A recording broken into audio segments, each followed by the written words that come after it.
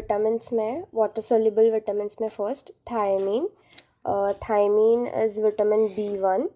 उसके सोर्सेज है aleurone layer of cereals. Aleurone layer मतलब वो जो प्रोटीन लेयर होती है सीरियल्स पे वो। फिर whole wheat flour, unpolished hand pound rice. Polish करने से वो थायमीन जो है वो निकल जाता है, क्योंकि अलूरॉन लेयर भी निकल जाती है फिर यीस्ट।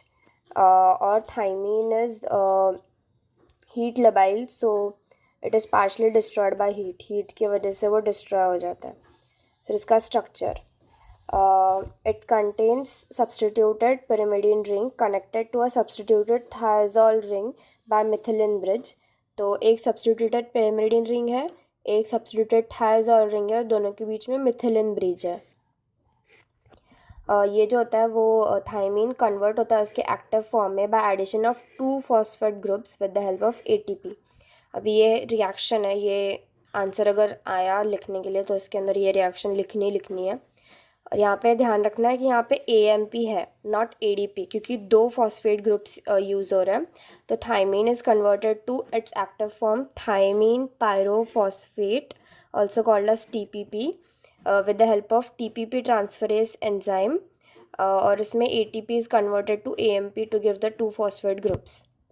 फिर उसके बाद physiological role, the coenzyme form of TPP is used in oxidative decarboxylation of alpha keto acids, oxidative decarboxylation।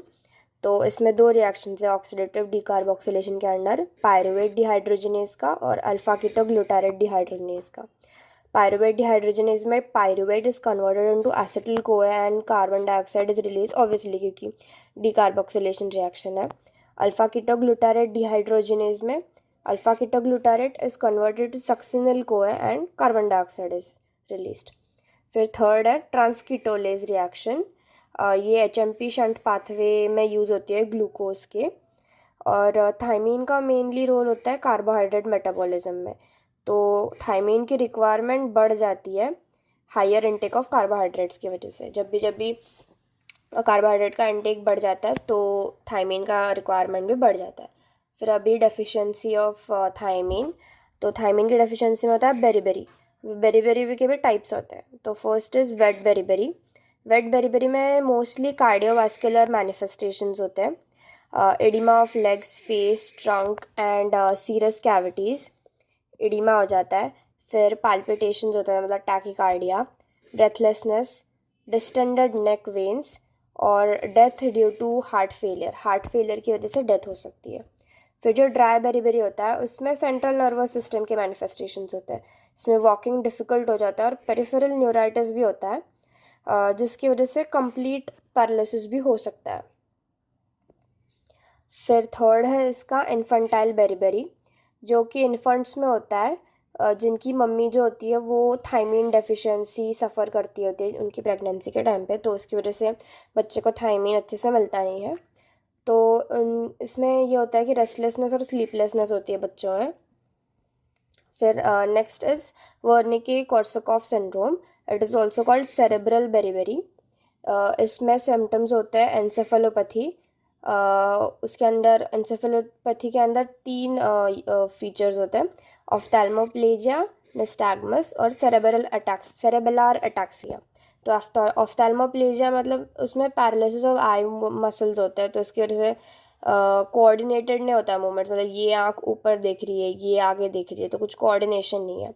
Nystagmus मतलब ऐसे वाइब्रेटरी मूवमेंट्स होते हैं आँखों के, जैसे अपन स्टडी देखते हैं तो आंखें स्टडी होती है, लेकिन उनकी रेस्ट पोजीशन में भी आंखें हिलती रहती है एकदम, उसको बोलते हैं निस्टैग्मस।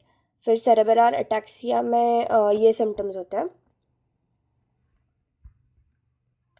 फटीग होता है, depression, blurry vision, trouble eating and speaking, balance issues होते हैं मोस्टली, और वॉकिंग चेंजेस और ट्रेमर्स देखे जाते हैं।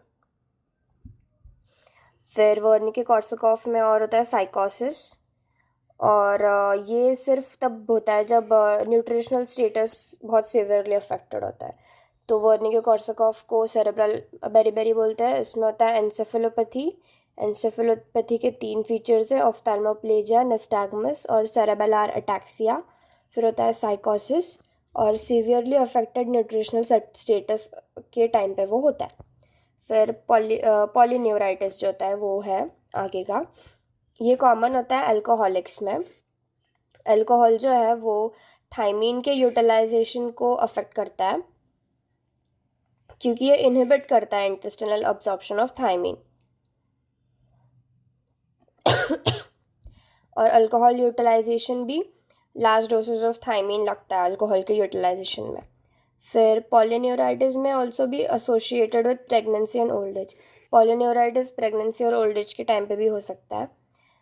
ये जो है पायरुवेट टू एसिटिल कोए का कन्वर्जन इनहिबिट मतलब इम्पेयर कर देता है, क्योंकि ऑब्वियसली थायमीन की डेफिशिएंसी हो रही है, और थायमीन जो है इस रिएक्शन में पायरुवेट डिहाइड्रोजनेज के रिएक्शन में एज अ कोएंजाइम काम कर रहा है, तो इम्पेयर हो जाता है वो। फिर this results in increased plasma concentration of pyruvate lactate leading to lactic acidosis. अभी क्योंकि कन्वर्जन नहीं हो रहा है पायरुवेट से एसिटिल को है, तो पायरुवेट फिर अक्यूमुलेट हो रहा है, पायरुवेट अक्यूमुलेट हो रहा है तो वो एनारोबिक से लैक्टेट में कन्वर्ट हो जा रहा है, उसकी वजह से लैक्टिक एसिडोसिस हो रहा है। तो पॉलीन्यूराइटिस में लैक्टिक एसिडोसिस भी एक इम्पॉर्टेंट फीचर है। फिर थायमीन डेफिशिएंसी में हॉरिजॉन्टल रिजेस दिखते हैं नेल्स पे। पॉलीन्यूराइटिस अल्कोहलिक्स में होता है। अल्कोहल यूटिलाइजेशन के लिए लार्ज डोसेज ऑफ थायमीन लगता है। वो अल्कोहल जो होता है वो इनहिबिट करता है intestinal absorption of thiamine. Polyneuritis pregnancy या ओल्ड एज में भी हो सकता है, और वो इम्पेयर करता है पायरुवेट के कन्वर्जन को एसिटिल कोए में, जिसकी वजह से पायरुवेट का कॉन्सेंट्रेशन बढ़ जाता है, और पायरुवेट फिर एनारोबिक से लैक्टेट में कन्वर्ट हो जाता है, और फिर लैक्टिक एसिडोसिस हो जाता है, और हॉरिजॉन्टल रिजेस होती है नेल्स पे थायमीन डेफिशिएंसी के टाइम पे। फिर बायोकेमिकल पैरामीटर्स, जब डेफिशिएंसी होती है तो बायोकेमिकली क्या चेंजेस होते हैं, तो ब्लड थायमीन लेवल डिक्रीज होता है ऑब्वियसली। पायरुवेट अल्फा कीटोग्लूटारेट और लैक्टेट इंक्रीज होता है, क्योंकि इनके रिएक्शंस में टीपीपी जो होता है वो कोएंजाइम होता है, तो वो कन्वर्ट नहीं होते, तो इसलिए अक्यूमुलेट हो जाता है। फिर एरिथ्रोसाइट ट्रांसकीटोलेज एक्टिविटी भी डिक्रीज होती है। अभी थर्ड रिएक्शन अपने ट्रांसकीटोलेज की देखी थी यहाँ पे, ये वाली, तो उसकी वजह से एरिथ्रोसाइट ट्रांसकीटोलेज एक्टिविटी डिक्रीज हो जाती है, और ये अर्लीस्ट मैनिफेस्टेशन होता है जो कि क्लिनिकल डिस्टर्बेंसेस दिखने के पहले दिख जाता है।